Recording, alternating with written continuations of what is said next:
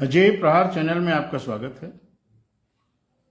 अभी प्रयागराज की घटना से पूरे प्रदेश में और देश में भांत भांत की चर्चाएं जन्म ले रही हैं।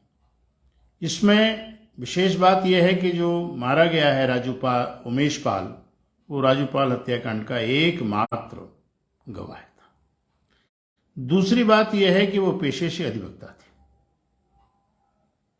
और bar council of India, bar council of प्रदेश और बार काउंसिल ऑफ कंट्रीज, समस्त राज्यों की जो बार काउंसिल्स हैं, उनकी एक लंबे अरसे से डिमांड है कि भाई एडवोकेट प्रोटेक्शन एक्ट, अधिवक्ता संरक्षण अधिनियम सरकार बनाए।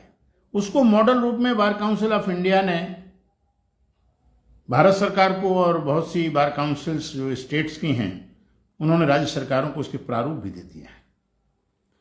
ये समझ से परे है कि इतने अधिवक्ताओं की हत्या हुई है क्योंकि माफियाओं के खिलाफ उन्हें वकालतनामा लगाना है, अपराधियों के खिलाफ उन्हें वकालतनामा लगाना है, भूमाफियाओं के खिलाफ उन्हें वकालतनामा लगाना है, खनिज माफियाओं के खिलाफ, परिवहन माफियाओं के खिलाफ, तमाम माफियाज। अब तो पूरा तंत्र माफियाओं के हाथ में है और उनसे मोर्चा लेने वाला अगर कोई सशक्त संगठन है या सशक्त कोई मंच है तो वो अधिवक्ताओं का है और इसलिए वो अपराधियों की निशानी पर रहते हैं। और सरकार के पास आंकड़े हैं, हर जिले का देख लीजिए कितने अधिवक्ता साल भर में मरते हैं। तो एडवोकेट प्रोटेक्शन एक्ट लागू न करने के पीछे सरकार की मंशा क्या है, सरकार ने यह भी नहीं बताया। अभी चरणबद्ध आंदोलन उत्तर प्रदेश में चलाने का प्रयास किया गया था और उसमें पूरी मंशा के साथ अधिवक्ता इस बात के लिए राजी थे कि हम कार्य से विरत नहीं रहेंगे, न्यायिक कार्य से विरत नहीं रहेंगे। सुप्रीम कोर्ट ने, हाई कोर्ट ने बार बार व्यवस्थाएं दी हुई हैं कि भाई अधिवक्ताओं को न्यायिक कार्य से विरत नहीं रहना चाहिए और ये भी निर्देश दिए अगर वो विरत रहते हैं तो अदालतें अपना काम करती रहें। मैं अभी उस बहस में नहीं जा रहा कि ये आदेश लोकतांत्रिक है या अलोकतांत्रिक है, मैं अभी उसकी बहस की बात नहीं। बहस यहां पर यह है कि अधिवक्ताओं की हत्याएं हो रही हैं, अधिवक्ताओं के उत्पीड़न हो रहे हैं और एडवोकेट प्रोटेक्शन एक्ट सरकार को स्वयं लाना चाहिए, लेकिन यहां जगाने से भी नहीं जग रही सरकार। तो इसके पीछे मंशा क्या है? अधिवक्ताओं की ढेर सारी मांगे हैं और वो मांगे ऐसी नहीं है कि जिस पर सरकार के ऊपर कोई आर्थिक बोझ पड़ना हो। बिना आर्थिक बोझ के सरकार चाहे तो केवल उसे व्यवस्था देना है। आप अधिवक्ता कल्याण न्यासी निधि से जो राशि दे रहे हैं 5 लाख, ये 5 लाख की मांग तब थी जब मुलायम सिंह मुख्यमंत्री हुआ करते थे। इस समय वो राशि 15 लाख हो जानी चाहिए सरकारी आंकड़ों के हिसाब से। तो आप राशि बढ़ाइए और राशि के साथ जैसे ही आप उस न्यासी निधि की रकम दें और वो 60 और 65 साल का अधिवक्ता हो, उसे विधिवत सेवानिवृत्त कर दीजिए, विधिवत उसको पेंशन की व्यवस्था कर दीजिए।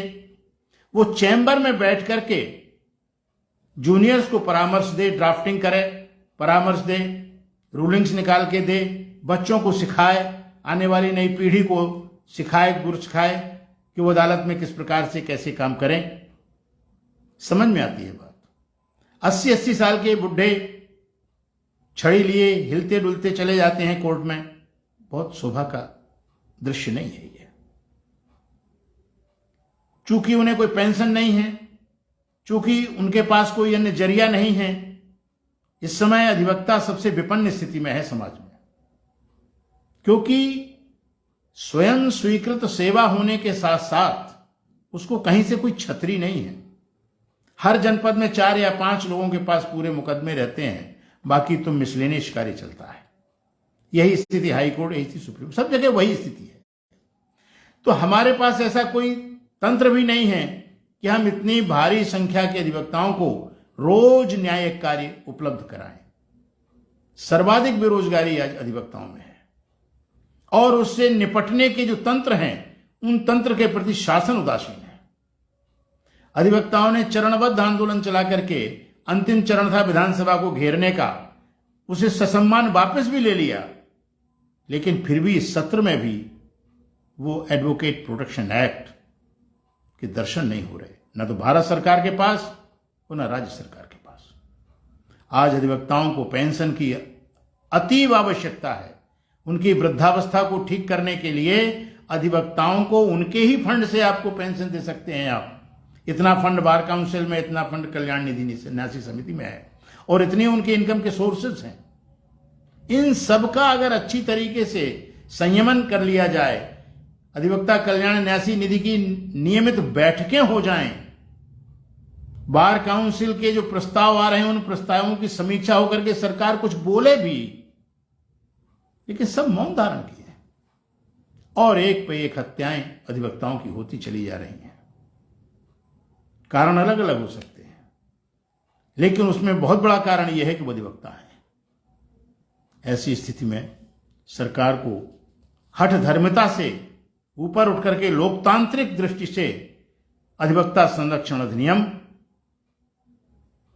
यदि हम पारित करते हैं तो ये हम प्रयागराज की हत्याकांड की हम उसके प्रति श्रद्धांजलि भी अर्पित करेंगे और जो भी शहीद हुए हैं अधिवक्तागण, उन सबके प्रति अब एक ही मात्र सरकार की श्रद्धांजलि हो सकती है और वो ये है कि एडवोकेट प्रोटेक्शन एक्ट जितनी जल्दी से जल्दी हो सके उसे लागू किया जाए।